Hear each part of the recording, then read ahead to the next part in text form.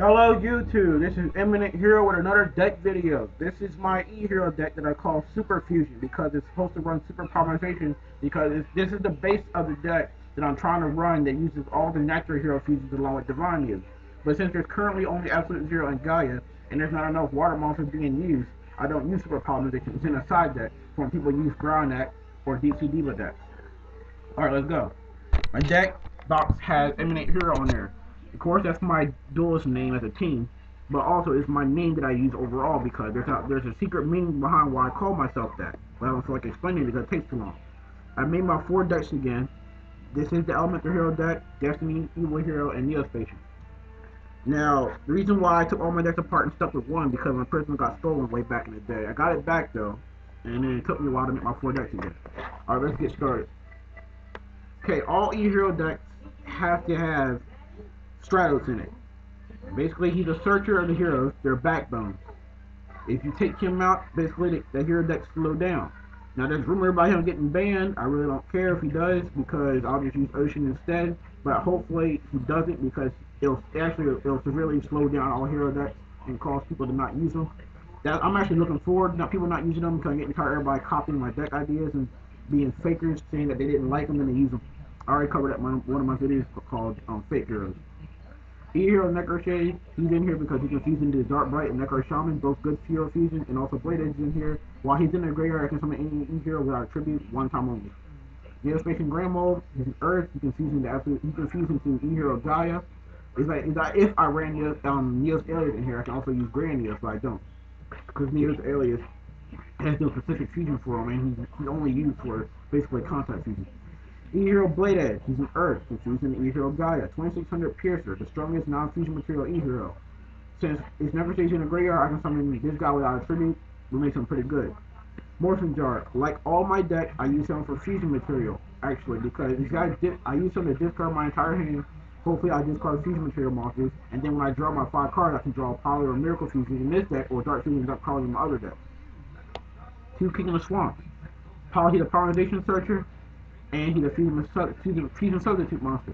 He's a water attribute. I can use Secret Fusion with him. For all those out there saying you can't Secret Fuse King of Swamp, I know that. That's the ruling on him. I know a lot of rulings on a lot of cards. He's a water attribute. If I Future Fusion with a hero and this guy, it makes absolute 0, which makes this guy a valid target for Future Fusion. And also, I can Future Fuse Sparkman in him to make absolute 0, and then I can also use Miracle Fusion on Sparkman in him to make great, the Shining Flare Wingman. I can make Dark Bright, or I can make Plasma Light. E-Hero Sparkman is in here because of the fusions he makes. I just mentioned Shining Flare, Dark Bright, or Plasma Light, which are all good. E-Hero Captain Gold has no specific fusion for him, but he's the strongest level 4 E-Hero with a base attack. Discard him to get Star Trooper from your deck. Since he has no specific fusion, with the release of Absolute Zero, Gaia, the Shining Great Tornado, he can easily fuse into any of the 4. There's 6 altogether, they're just only missing the Dark and Fire one, which is going to cause Super Power to get banned. E-Hero Ocean. I don't understand why people don't use this guy. He's almost the opposite of Stratos, where Stratos searches from their deck and adds to the hand. He adds from the graveyard or field to the hand. He can recycle a lot of good E-Hero fusions. You can turn Absolute Zero from your field to your fusion deck to destroy your opponent's monster and then remake him again. Ocean is very, very good. I'm going to run 3 of him when Stratos gets banned, or if he gets banned. E-Hero Prisma. I run 2 of these guys. I use him to send fusion materials to the graveyard for a Miracle Fusion, and also use Poly when I have his name changed.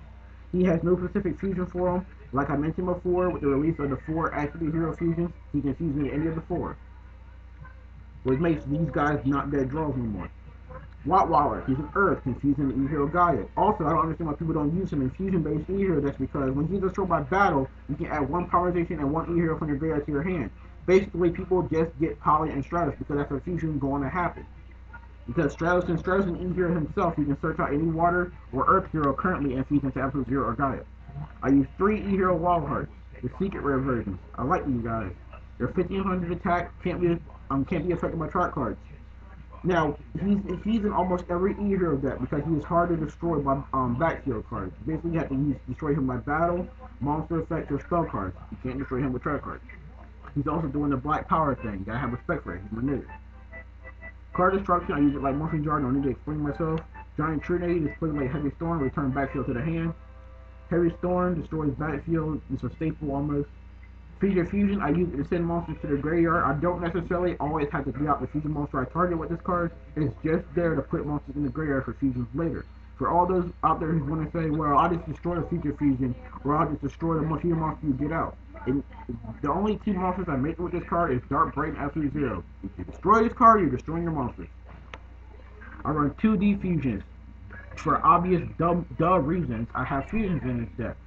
Basically, what you do with this card is your opponent targets one of your fusion monsters with a card that destroys one monster. You just defuse it into the parts that you use to make it, and then they miss their target. You can defuse Absolute Zero to destroy all your opponent's monsters, and you attack with two monsters you made it. Since they're making attribute hero fusions, you can also defuse them and get out two strong monsters because they don't have to be specific monsters anymore. For example, you can fuse Stratos and Blade Edge to make Great Tornado. You attack directly with 28, defuse them, you get Stratos and Blade Edge back, destroy the backfield, add a hero, or attack directly for 44. Skyscraper, hero boosters. They're giving 1,000 attack points. It's in here for obvious reasons. I use 3 E-calls. They're in here for obvious reasons. They're searchers. Yes, I said run 3 of them. 3 polys. I run the alt art ones because I like theirs better. They look cool. I don't have to use polys in here. I can just run 3 miracle fusions. But poly is in here just until I run 3 super polys. Until they make Great Tornado into Shining, I ain't gonna run super poly. They're just gonna be in the side deck for decks that run water monsters and a lot of earth, aka DC Diva decks that use Brown deck and DC Diva, and earth decks like Synchro decks and that use Goyo Guardian.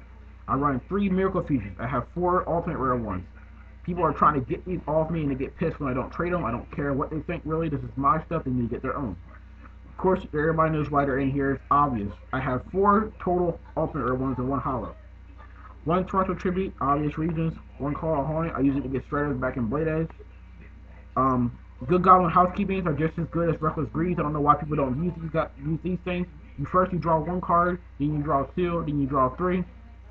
If you use this right, you can actually draw more than Reckless Greed. If you chain all 3 of these together and use emergency provisions, you draw 12. So I'm actually trying to think about just running those and emergency provisions. Alright, I run 3 Reckless Greeds because it's draw power. I'm thinking about running something else, but for now I'm just using these. Alright, that's enough of my deck. Time to go to my fusion deck. I call it a fusion deck because I don't have synchros. I run E-Hero Gaia. He's in here, like I said, it's called Super Fusion. The deck has side deck of Super Powerization. He's always going to inflict 2200 battle damage to your opponent for that one turn because he has the attack of one of your opponent's monsters that increases it to him for 1 turn. And the difference is always 22. E-Hero Absolute Zero. I finally got these guys. Like I said, this deck is called Super Fusion. It has to have the attribute heroes in here and also runs Divine Neos, but not right now. Because those fusions are non-specific. When he's removed from the field, he destroys all your opponent's monsters. That's pretty damn good. If he's not there, your opponent it does a Regaiki effect. E-Hero Necro Shaman. Another fusion I want to understand why people don't use in the E-Hero deck. He destroys one of your opponent's monsters to bring back ones from their graveyard. Basically, you destroy one of your opponent's stronger monsters and get back their weakest one and put it in attack mode and you attack it. This guy can be a game winner. E-Hero Wild Wingman. He's in here for backfield control. Discard 1 card from my hand to destroy 1 backfield card on the field. I can just keep discarding fusion material cards and then fuse them later. So I ain't got with my no backfield to destroy him. E-Hero Wild Edge. He's a monster sweeper. Combined with Skyscraper, he becomes a 3600 attack point monster that can wipe the field clean if he battles a monster that's stronger than him. And then he makes ready for the rest of the E-Heroes to attack directly. E-Hero Plasma Vice is just like Wild Edge. I can discard 1 card from my hand to destroy 1 monster on your opponent's side of the field that's in attack mode. He has piercing too. If I have enough cards in my hand, I can wipe the field clean and also make room for more fusion materials I can use Miracle Fusion with and then attack directly with the whole field. E-Hero Darkbright, I call him Little Zero. But unlike Absolute Zero, Darkbright has to be destroyed and he only destroys 1 monster on the field. If I run out of Absolute Zeros to make, I use this guy instead. If I don't have no more of this guy left, I use 0. Shining Flare Wingman, the heavy hitter of the E-Heroes along with Shining Phoenix Enforcer. He gains 300 attack points for each E-Hero in the graveyard. When he destroys the monster, your opponent takes damage equal to that monster's attack. Basically, if he attacks a monster in attack mode, you always take his total attack out the life point. Until E-Hero the Shining comes out, he'll be the strongest E-Hero. E-Hero the Shining is 1 more 100 base attack than him, gains 300 attack for every move from play E-Hero. When he's sent to the graveyard, you can add 2 of your E-Heroes to your hand that are removed from play. Alright guys, that's my E-Hero deck. I'll be posting the rest of them up after this video. Shout out to Team Blitzkrieg, have mad respect for you, man. And shout out to the rest of my team members on the DC Saints. Alright, YouTube, I'm out of here. I'm going to go sleep.